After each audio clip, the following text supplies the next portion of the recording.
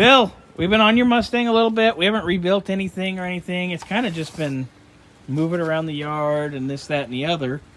Just a little update. Scotty, what did you do just to make it so it's easier for us to move it? Hold that.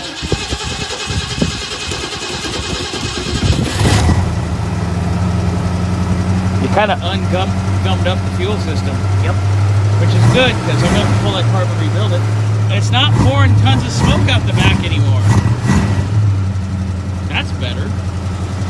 All right. So that's way better. Idle's got to come down a little bit. Well, we got to rebuild the whole car. Yeah, but we couldn't move it.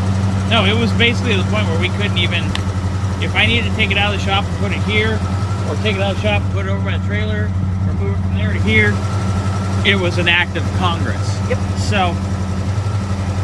And not anymore. It's better. Obviously still needs to be rebuilt, but we'll get it. So, all right, shut her down. So just wanted to give you a little update that Scotty got to where we can actually move it. Yeah. And as soon as Mr. T-Bird on the lift in there is done, you're next. You're next. I don't mean it in a bad way. No, I can't wait. This thing's going to be so much fun. You know. I got to get it cleaned up, you know. Yeah, Scotty's going to work on your thing. We put a little tape on there because it was rainy the other day. But it's been in and out, so it's okay. So we'll get that together. This is going to be a problem. This is a problem. That's a headache. But it's a whole bunch of stuff. So anyway, we're on it.